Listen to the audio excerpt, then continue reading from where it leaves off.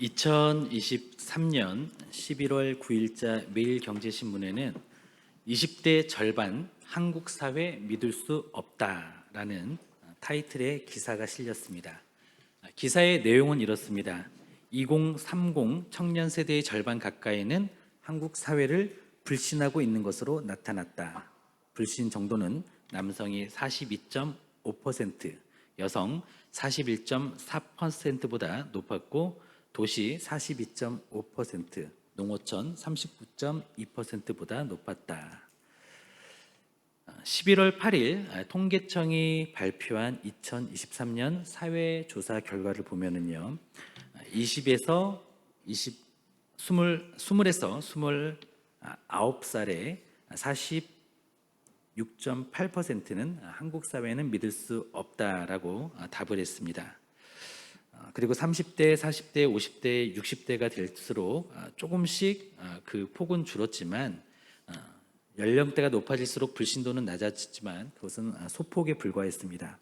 그리고 2023년 10월 2일 월간 교육정책 포럼 9월호에 실린 사회와 교육에 관한 학생 가치관 인식 조사 결과에서도 비슷한 결과가 나왔다고 합니다. 청소년들은 4명 중 1명꼴로 우리 사회를 믿지 못한다라고 그렇게 설문에 응했습니다. 조사 대상인 전국의 초, 중고 학생 2246명 중에 23.7%가 우리 사회의 전반의 신뢰도에 대해서 믿을 수 없다 혹은 전혀 믿을 수 없다라고 답했다고 합니다. 무엇이 이 사회를 믿지 못할 사회로 만들었을까요? 타락한 인류가 만들어낸 사회는 거짓의 아비, 사탄의 속성을 그대로 닮았습니다. 그렇기 때문에 사회는 애초에 믿을만 하지가 않습니다. 그래서 질문을 바꾸겠습니다. 무엇이 이 사회를 믿을 만한 사회로 만들지 못했을까요? 한마디로 그리스도인들이 진실하지 못해서 이 사회는 믿을 만한 사회가 되지 못하고 있는 것입니다. 오늘 본문을 통해서 우리에게 주시는 하나님의 음성을 듣기를 원합니다. 첫째로 진실함의 특징은 결혼 관계의 특징과 같습니다. 결혼 제도는 하나님께서 직접 만들어 주신 것입니다. 하나님께서는 에덴 동산에서 직접 주례를 하셨고 아담과 하와는 부부가 되었습니다. 하나님은 아담에게 하와를 돕는 배필로서 주셨죠. 서로가 부족함이 있기에 서로의 부족함을 채워주는 인격적인 관계가 되게 하신 것입니다. 그런데 그들이 사탄의 꾀에 넘어가서 타락하게 되었습니다. 그러자 신뢰 관계가 깨졌죠. 타락하기 전에는 아담은 하와를 향해서 찬사를 말합니다. 내 살 중에 살이요, 내 뼈 중에 뼈라고 감탄하면서 아내를 기뻐합니다. 그런데 타락한 이후에는 하와 때문에 죄를 지었다고 하면서 아내를 탓하게 됩니다. 그렇게 깨어진 남녀의 관계는 시간이 지날수록 더 악화가 되었습니다. 타락 이후 그리고 하나님께서 구약 성경을 주시기 그 이전에 그 사이에 남녀 관계는 어땠었을까요?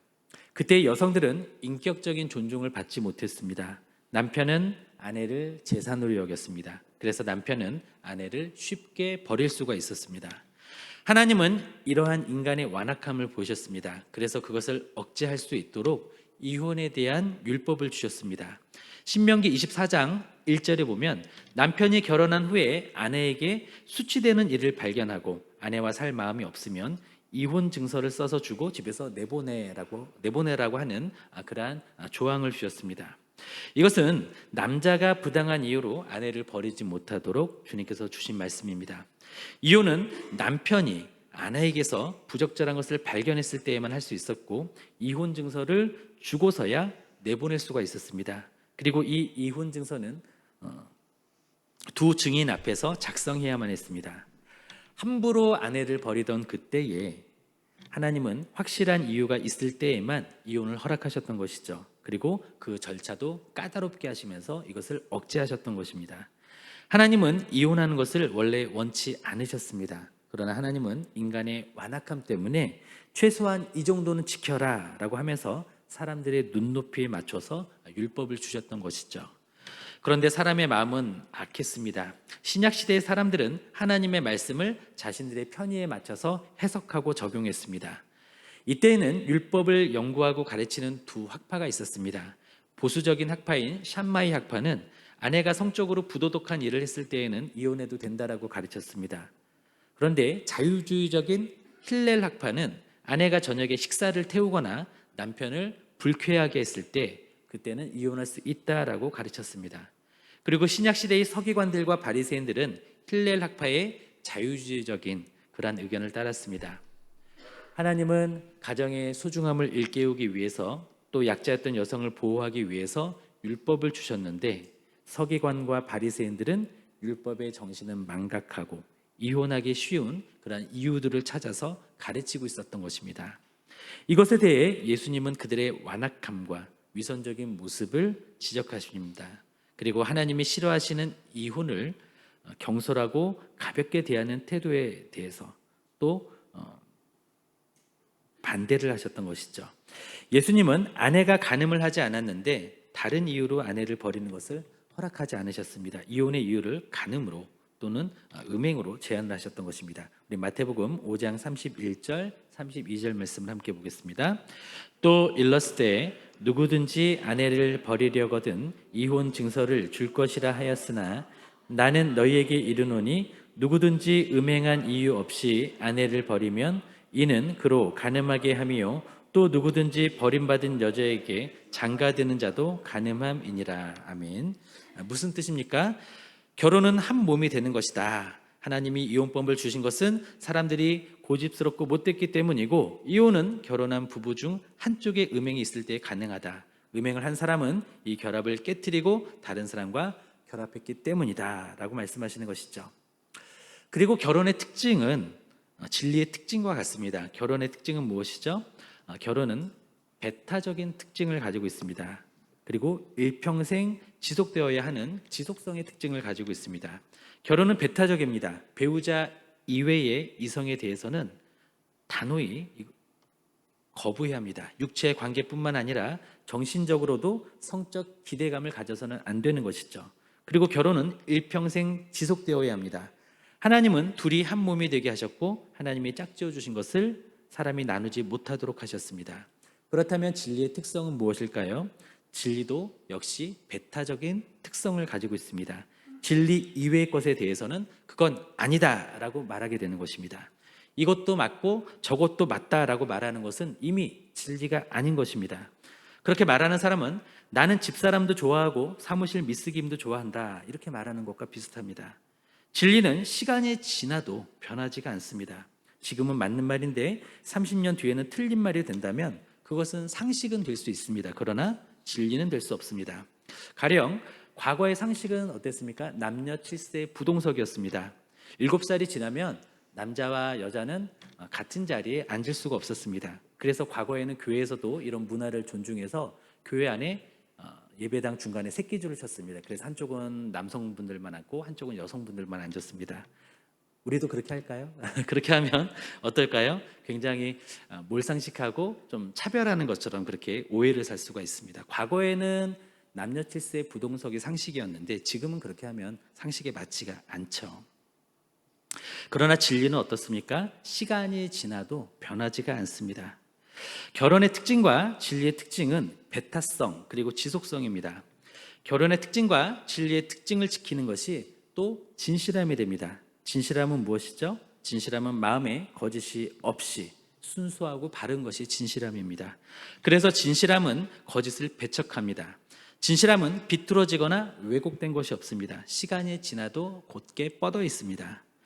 우리는 배우자가 아닌 사람에게 no라고 말하는 것처럼 진리가 아닌 것에 대해서 아니요라고 또 말하는 것처럼 우리는 거짓을 배척하는 진실한 그리스도인이 되어야 합니다. 젊은 시절에 맞이한 아내를 평생에 거쳐 귀하게 여기는 것처럼 영원한 진리를 변함없이 믿는 것처럼 우리의 생활은 진실해야만 하는 것입니다. 둘째로 진실한 말은 단순합니다.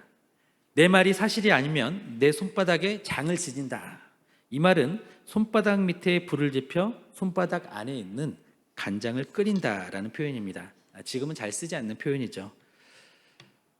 그렇지만 과거에는 이런 표현을 많이 썼습니다. 자신의 말이 틀리면 내가 어떤 고통이든 감수하겠다라는 의미로 이렇게 자신의 주장을 강하게 어필할 때 이런 표현을 썼습니다. 그런데 저는 지금까지 이렇게 말씀하시는 분들 중에서 자신의 말을 지킨 분은 한 분도 본 적이 없습니다. 그분들은 사실이 아닌 것이 밝혀졌음에도 불구하고 자신의 손바닥에 결코 장을 지지지 않았습니다. 제 경험상 장담을 많이 하는 분이나 내기를 많이 하는 분들일수록 진실함과는 거리가 먼 것 같습니다. 물론 제 제한된 경험 속에서 나타난 생각입니다. 그런데요, 그 이유가 성경에 또 있습니다. 사람은 죄와 타락의 결과로 거짓말을 쉽게 하게 되었습니다. 그래서 서로를 믿지 못하게 되다 보니 사소한 문제에 대해서도 맹세를 하게 되는 것이죠. 신약시대 역시 진실함을 찾아보기 힘들었습니다. 그래서 사람들은 갖가지 맹세를 했습니다. 그 이유는 자신의 말에 힘을 싣기 위해서 그렇게 했습니다. 그런데 그들은 진실하지 않았습니다. 사람들은 맹세의 형태로 약속을 하면 오히려 서로 믿지 못하는 일들이 더 일어나게 되었습니다. 예수님은 그래서 무엇을 말씀하셨을까요? 헛 맹세를 하지 말고 예와 아니오를 분명히 하라, 이렇게 말씀하십니다. 우리 마태복음 5장 33절에서 37절까지 같이 읽겠습니다. 또 옛 사람에게 말한 바 헛 맹세를 하지 말고 내 맹세한 것을 주께 지키라 하였다는 것을 너희가 들었으나 나는 너희에게 이르노니 도무지 맹세하지 말지니 하늘로도 하지 말라. 이는 하나님의 보좌임이요 땅으로도 하지 말라. 이는 하나님의 발등상임이요 예루살렘으로도 하지 말라. 이는 큰 임금의 성임이요 내 머리로도 하지 말라. 이는 내가 한 터럭도 희고 검게 할 수 없음이라. 오직 너희 말은 옳다 옳다 아니라 아니라 하라. 이에서 지나는 것은 악으로부터 나느니라. 아멘. 율법에서 말하는 맹세는 어떤 의미입니까? 어떠한 희생이 있어도 반드시 지키라는 것이죠. 하나님께 자기 맹세의 증인이 되어달라고 하는 것입니다. 그리고 그 맹세를 깨면 하나님 제게 벌을 내려주십시오, 그렇게 했던 것이 맹세였습니다. 이것은 서약이었습니다. 이처럼 맹세는 심각하고 중요한 것이었습니다. 그래서 사람들은 그것을 부담스러워해서 하나님의 이름으로 맹세를 하지 않았습니다. 그 대신에 하늘로 맹세하고 땅으로 맹세합니다.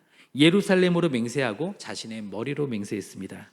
그들은 하나님의 이름으로 맹세하지 않으면 책임지지 않아도 된다라고 생각을 했습니다.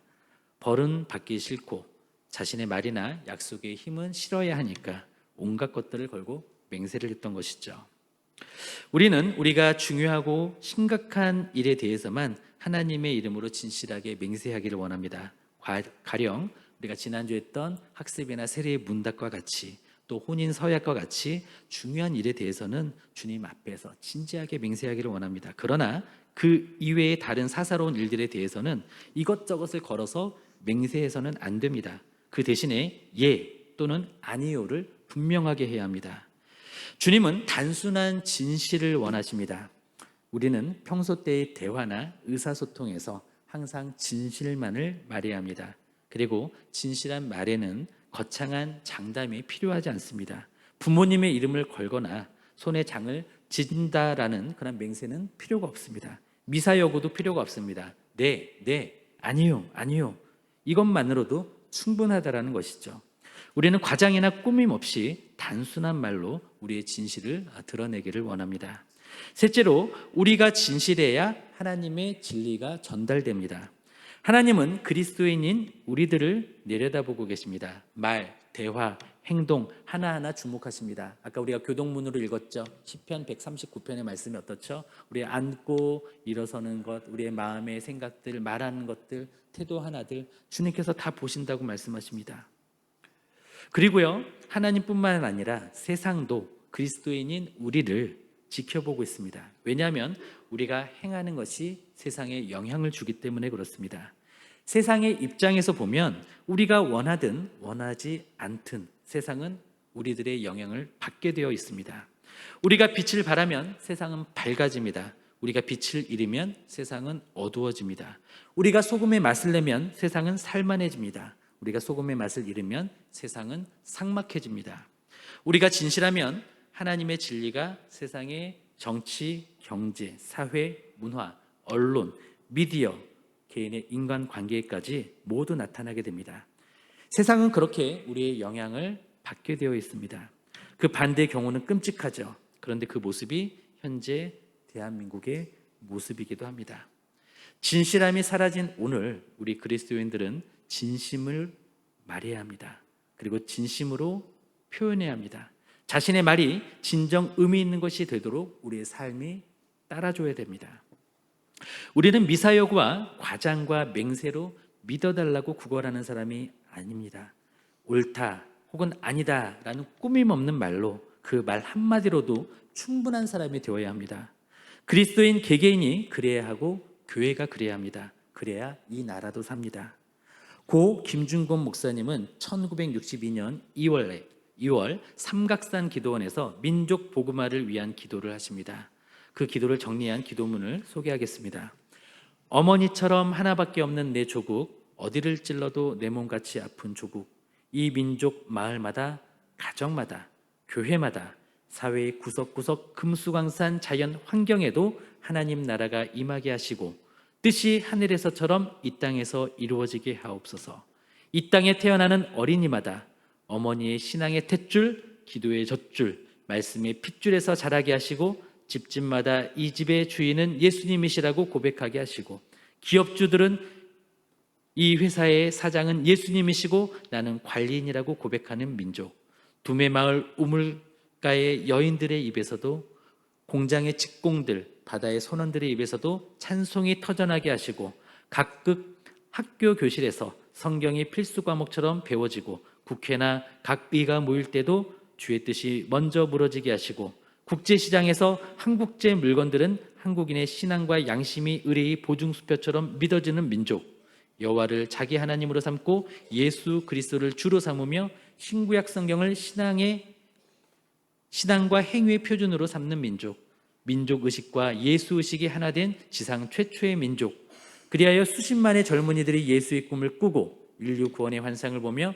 한 손에는 복음을, 다른 한 손에는 사랑을 들고 지구촌 구석구석을 누비는 거룩한 민족이 되게 하옵소서. 고 김준건 목사님의 기도는 이미 상당 부분 이루어졌죠.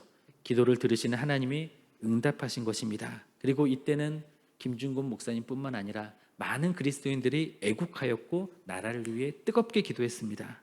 그리고 진실한 삶을 살았습니다. 그리스도인이라는 이름이 보증수표가 되기도 했습니다.